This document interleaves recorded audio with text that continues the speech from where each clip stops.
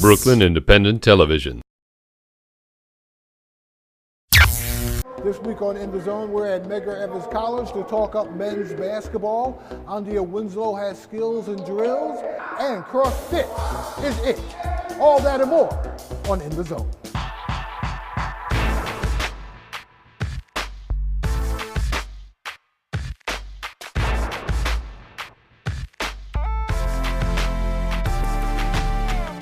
Welcome. We are here at Medgar College, right in the middle of Brooklyn. And joining me is the head coach of Medgar men's basketball, Chris Pursoo. Chris is in his fourth year, and welcome. How are you? Thanks for having me. Happy New Year. Yeah, Happy New Year to you. Man, it's been some ride for you so far. This is your fourth year. You're into the season. Last year, you guys won the championship. You lost to Staten Island. I think it was like, 81 to 82, CSI. So it's been good year, but I know you wanted to end it on a high note. Yeah. Especially the conference. Then you went on to the ECAC. Yes. You lost to also Richard Stockton from Dre. Yeah. Stockton, right. Like I said, last year was a kind of tumultuous year. We lost for different reasons, academics, personal reasons. We lost 10 guys over the course of the season. We started the season with 14 guys, ended it with 6. And for us to play the second semester with 6 guys and get to the championship game and have the ball in our hands to win the game and lose at the buzzer, it was successful, but it was kind of bittersweet because, you kind of think of, if things would have happened differently, if guys would have took care of their responsibilities or certain circumstances would have went differently, what kind of year it would have been. But sometimes life has a way of getting in your way. It's not all academics, right? Yeah. Sometimes situations happen. Like I said, last year was a pretty unique year in terms of the second semester. It was like a perfect storm of strange situations that affected some of the student athletes on my team. We had guys that, like I said, academics messed them up. We had other guys that had life messed them up. We had some guys that had personal issues, whether it be family issues. We had guys that lost family members and they had to reprioritize their life basically. And you kind of roll with the punches. But I was very proud with 6 guys, how these guys ended up the season. And like I said, they had a chance one point away from going to the NCAA, so I'm very proud of how they finished the season. And it also has a lot to do with you as a coach, and also your coaching staff. Your dad's on the staff. Yes. I'm fortunate that my dad was my first coach growing up, so a lot about I learned about basketball, but just about life and how to deal with people. And that's just as much as this job as X and O's, dealing with people. You have 15 people on your team, you have 15 different personalities. 15 different ways you have to maybe motivate. The same thing doesn't work for everybody. Now, in the beginning of the season, and the second semester might be different, so as a coach, you gotta have a plan from A to Z because you know what, hey, you may not be back. And the situations that are occurring at home, situations maybe in the classroom, you say, you know what, I gotta prepare for the next semester in the spring, especially for the conference. Well, we have some challenges here that a lot of typical colleges don't have. First of all, we're a commuter school. So the kids are coming from all over 5 boroughs. I have kids on my team from Long Island. So just getting here sometimes is tough. We have one small gym, a very limited space, so we have to practice like we are right now, 8:30 at night. So that's a challenge also. I have guys that are trying to go to school full time, obviously, are trying to play college athletics at a high level, but they also have responsibility that maybe a normal 18, 19, 20-year-old don't have. Some of these guys come from broken homes, that they're head of households. They're one of the, if not the main breadwinner in their household.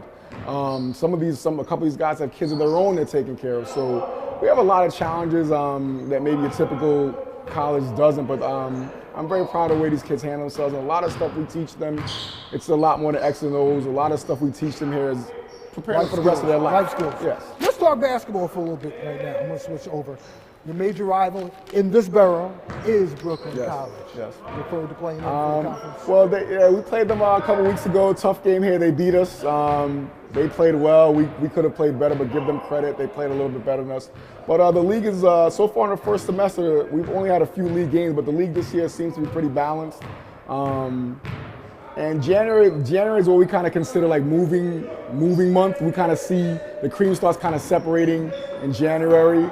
We're looking forward to it. We're going to get some guys back that we did in that first semester. So, we're kind of looking forward to gelling and getting better because we know that the crux of our season is to build for the playoffs. in mid-February. So we use January as that time now to start building. The first semester, we kind of tinker with a lot of stuff. I have to figure out what I'm going to get from each individual player, their role, and they have to gel with each other. So now January, we start getting some pieces back and we start trying to put it together for that playoff run. What did you learn from last year? Also. Because you have several players that are returning also. Yes. That returned from this year, from last year. Yes. I basically from last year, I learned that, we have to understand that the first 2 years we were here, we were the hunter. We were defending the champion. No, we were the ones that, my first 2 years, when I took over, we were coming up back-to-back 1-24 seasons. So a lot wasn't expected of us. And we had a good year first year, got to the playoffs, lost in the ECACs, and all of a sudden the second year, boom, we win the championship, which to a lot of people was like we were like a couple years ahead of schedule. So all of a sudden now we come back next year, and now we're no longer hunting, we're the hunted now. And I think it's kind of an adjustment now when you're the team that everybody wants to beat. And the same thing this year. This year we were picked because we had a lot of guys coming back. We were picked preseason #1. So we're being the hunted right now. All right, Coach, hold on to that thought. We're going to be back with more a little bit right after this. Hey, folks, now that the holiday season's over, Andia Winslow has a fitness tip that can keep you in shape for the winter season.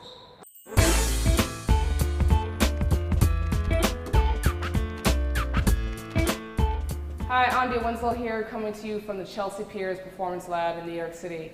And today I'm going to show you a pair of moves that work your hip flexors and your glutes simultaneously, called hip flexor 2s. So the first move is going to be an open door. I'm going to put my leg up here so that my leg is parallel to the ground.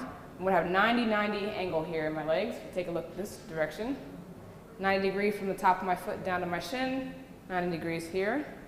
You're going to do what we call opening the door. So from neutral, I'm here, I open the door, and then I bring it back to neutral. You're going to do this on both sides. You're going to have a measured, equal pace. That's the open door. Now the closed door looks the same at the beginning. Leg up, 90-90. But now I'm going to start in the open position and shut the door. Shut the door. Shut the door. And do that on both sides. What's cool about this move is it engages everything in your total body, head to toe, and also really works on balance. So you'll find a focal point. For me, I'm looking at the camera. For those of you, find a clock on the wall. Shut the door, or open the door. And that's how it's done. Andia Winslow here. This has been Skills and Drills. Great fun to join you. You can follow along online. On Twitter, my handle is @Andia Winslow, ANDIA WINSLOW. Hope to join you all again soon. Take care.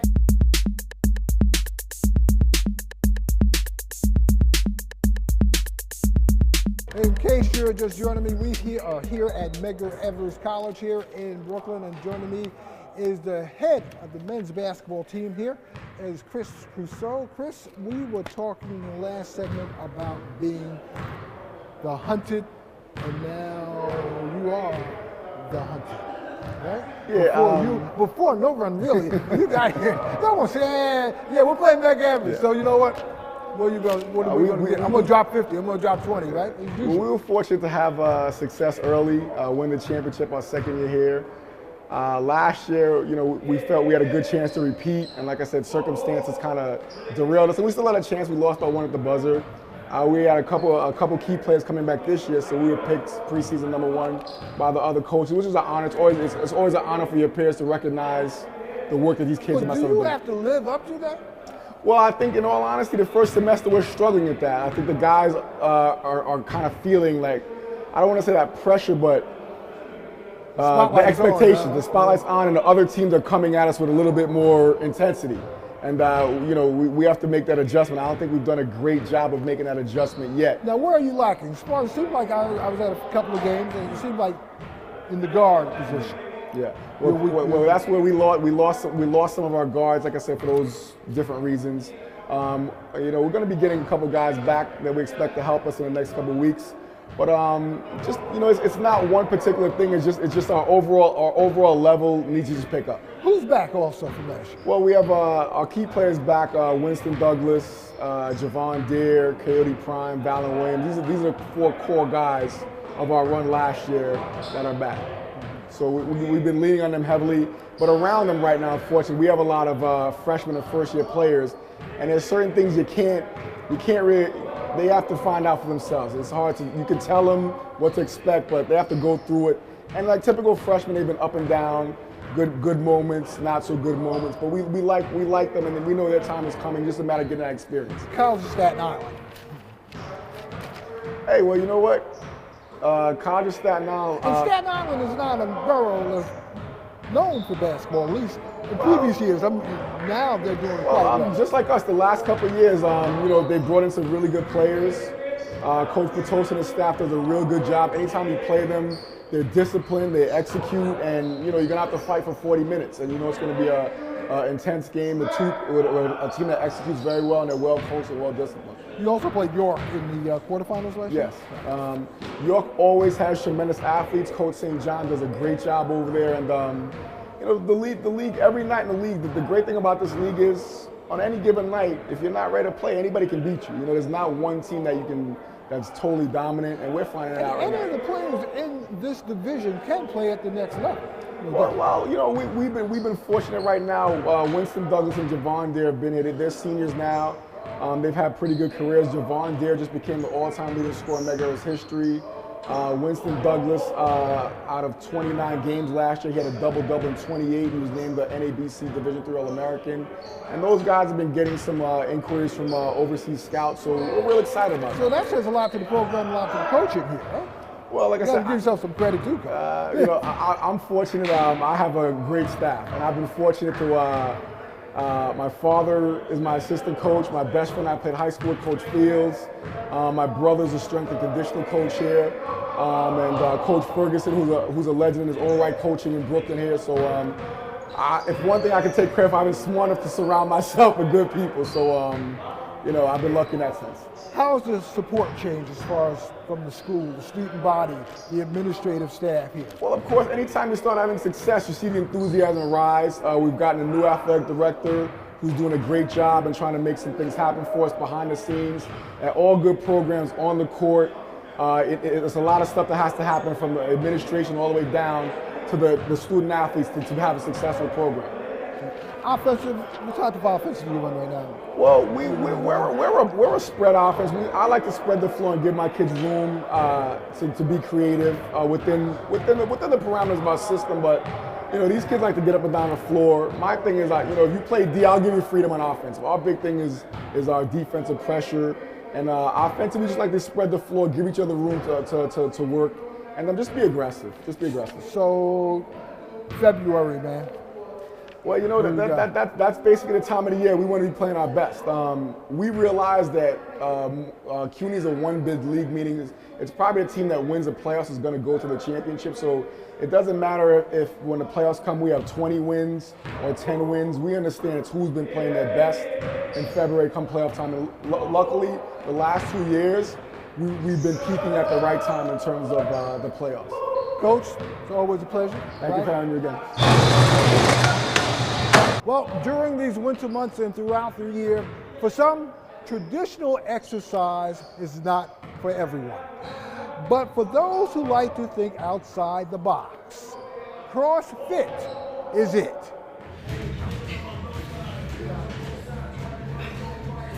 Come on, guys. Last round, fight for it. You're almost there. Come on, Josh. Don't get off that bar. Come on, Kelly. Go, go, go. Don't get off. Get on. Let's go. Good, Rolando. Chest up.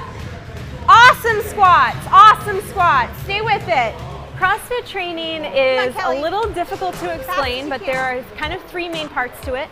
One is that it's functional movement, so it's movement that you're going to use throughout your life.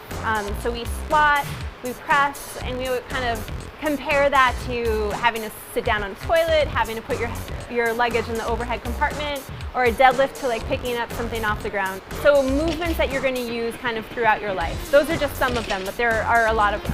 So we opened in April 15th of 2012, so we're pretty new. I'm the founder and co-owner of Class 1 Mixed Martial Arts. I'm also one of the trainers here. I teach the Muay Thai class. And we are a mixed martial arts and CrossFit gym. CrossFit originally started in Santa Cruz, California. and Greg Glassman is the founder. And it's something that I think started out in his garage, training people, and sort of grew from there. And started out as his gym, and then they started having affiliates, and started with 1 affiliate, 2 affiliates, 3 affiliates, and it's grown. And I don't know how many thousands of affiliates there are now. It's pretty well spread throughout the world. It's no longer just like this country. It's throughout Europe now, Asia, Central and South America. It's all over the place. So. CrossFit is blowing up. Reebok's sponsoring CrossFit now. They just had this CrossFit Games on ESPN. And when I was doing research to put together this dream MMA gym of mine that would have everything, I was looking for a very good strength and conditioning program, and CrossFit to me seemed like the best. It's high intensity, so it can be anywhere from 5 minutes to 30 minutes depending on the workout, but it's always going to be high intensity, so you're always going to be pushing yourself to the absolute limit.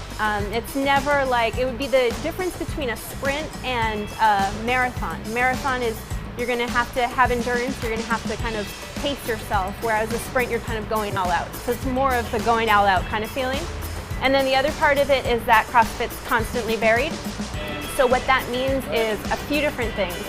One of the things it means is that you're going to be constantly doing different types of movements.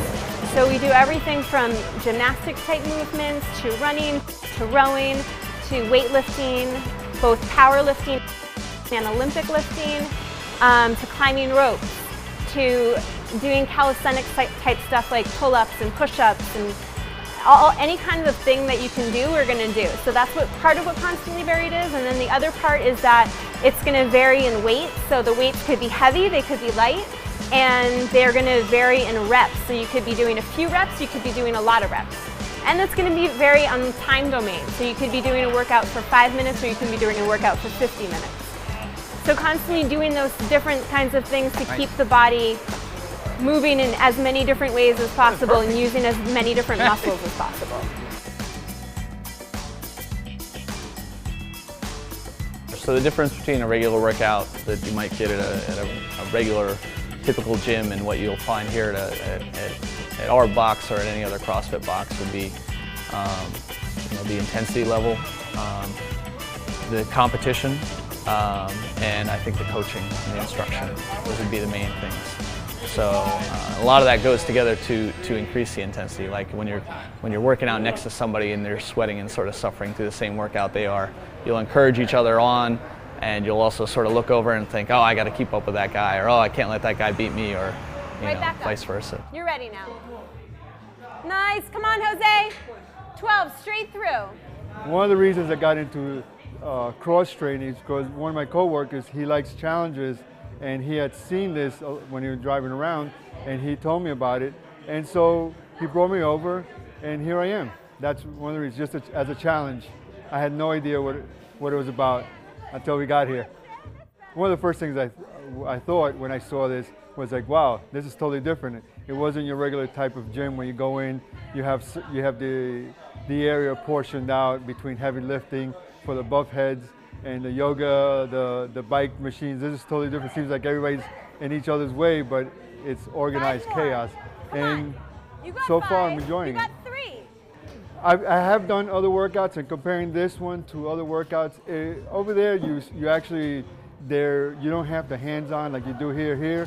They're actually, because it's a small group environment, so therefore they're able to give you that quality time to perfect you if you need some corrections. All the way up to about eye level. There you go. Use your hips, Jose. Hips, hips, hips, not arms. Think of jumping it up. See what just happened with my stopwatch? That's what you want to happen to the kettlebell. Good.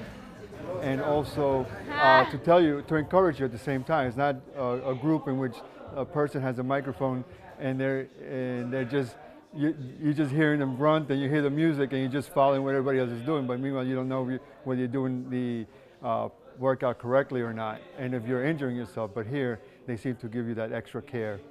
Good, Jose. Those are awesome. Wow.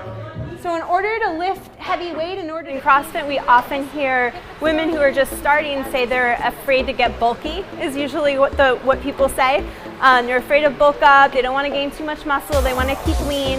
And CrossFit, if you look at like kind of any type of athlete, especially the people who've been doing it for a while because their body's more accustomed to what CrossFit's actually doing, people are going to naturally make a body that is in line with their body type.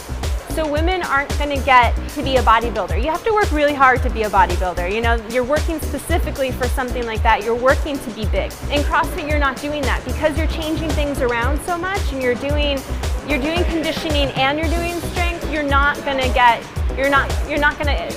women don't need to worry about being like too big. I love CrossFit for so many reasons, but one of the reasons I love it is how effective it is and how when you work hard at it, the results that you get. Like I came in not being able to do a pull-up at all. Like not even like I was close to the bar and I wasn't getting my chin over the bar. It was like not happening. And within the 4 months of like good practice, I got a pull-up and it was really exciting. And just like all of the different ways that you can grow. And I taught martial arts growing up and I taught yoga, so I like teaching, I like bringing that kind of, like bringing activity, bringing fitness and health to people. I'm a dietitian also, so it's kind of like, it's everything that I love. And these guys are great and gave me the chance to bring it to other people and coach people here. Ah, yes! 1, 2, 3, 4. Come down to Class 1 Mixed Martial Arts and CrossFit. I feel that we have something for everyone. If you come down here, you definitely get great training. You won't be bored. We do a free CrossFit class on Saturday mornings at 10 a.m. and the first mixed martial arts class is just $10. We're located at 85 4th Avenue. If people just want to stop by and check it out. That's on 4th Avenue between St. Mark's and Warren Street. So not too far from the Barclays Center and Atlantic Terminal. Come on, Giuseppe. 908. Nice work. Really good, really good.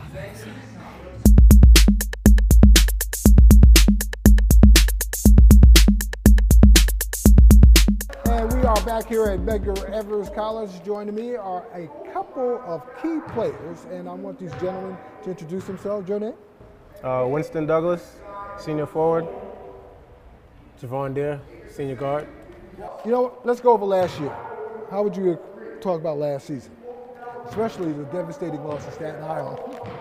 Championship game. Devastating is definitely an understatement, but it was rough. It was up and down. We were okay in the first half. Then we lost a bunch of guys, but we got a couple as well. And then we made an unexpected run. Well, unexpected from the rest of the league, but we knew that we would make a run. We made a strong push to win the championship again. Back-to-back years, we came up 1 point short. It was rough. It was rough. Life was rough after that. Yeah, like you said, last year was a season of highs and lows. You know, we had guys that came back from the championship team. You know, we felt like we was ready to, put our best effort forward and show guys what we could do in this league. And it became January, second half of the season. Guys, things didn't work out, so we was down to 5. But we felt as a team, we had the guys that was the right 5 that complemented one another, And conditioning must have been really key. Yeah, it was exactly because we understood that going into the game you had to play 40 minutes. You had to play smart with your fouls. So not just physically, mentally, you had to be prepared to play through a long, hard-fought game. So we did a good job. Guys did our coaching staff did a good job keeping us focused and mentally prepared, and we made our run in the playoffs. When you look at it also, were there any key moments in particular games, especially when you defeated York College in the quarterfinals? Yeah. He was on fire that game. I remember he couldn't miss anything, and I couldn't make anything, but he carried us. Prime had a really big game, but I guess a lot of I was getting a lot of attention because I had a great individual year last year, and Javon and Prime went off. And I had a rough game, but we still ended up winning comfortably. The game before that, I only got off 6 shots, but I hit 4 of them against, Lehman? Yeah. And then in the championship, I could remember every little thing that went wrong, every turnover, every missed free throw, half court shot at halftime. Were you just exhausted? Were you tired? No, I felt like I could play another game. It was just, we just came up short. We didn't get it done. Tibbs hit a huge half court shot at halftime, and we lost by 1 point. It's easy to take away a half court shot. That just something as simple as that, and we'd win by 2 points. Then you lost to the ECAC, right? Stockton State? Richard Stockton. Yeah, that game was like, I don't know, a lot of us just, we were kind of out of it. We were still, I guess, feeling the loss, the 1 point loss. And even that game, we could have won. We were down, I think, 16 at half. We came out like a 15-0 run in the second half. Then he picked up a foul, and then the game kind of like got away from us. But we were still feeling the effects of the loss in the championship. Well, coming into this year, this is your senior year. So what did your coach tell you guys before the season started? I know you sat down, had a little senior talk with you guys. Just leave it out on the floor, you know. You don't want to deal with, when you're done playing, what ifs, you know, what could I have done better. So we just came in, you know, mentally just ready to like just give it your all and hope that the younger guys look at us as leaders and, you know, want to follow in those footsteps, you know, going forward. So that's really it for us, and just to get better. You know, you went out on a good note. You know, it's kind of a bitter feeling, you know, to bittersweet feeling to leave out, you know, not knowing you could have did better. So. Now, you already lost to Brooklyn College, right? You played them early in the season. So, how's it look for the rest of the conference? Because conference play is here. I don't want to like disrespect the rest of the conference, but we feel that, and the rest of the league felt that we were #1 coming in, but we have a lot of inconsistencies in our lineup. We have a lot of freshmen. Yeah, we have me coming back. So you guys really got to gel quickly and soon. Pretty much, but I don't know. We feel, regardless of our conference record, we expect to do good. We practice hard, we play hard, we expect to do good. But if we happen to have a horrible record, as long as we get into the playoffs, nobody wants to play us. We feel we have as good a chance as anyone. Gentlemen, thanks for coming on. We are out of time, and I wish you well the rest of the season. That's a wrap up for us here on In the Zone from Medgar Evers College. I'm Micheal Bellamy. Take care and have a safe week. Bye-bye.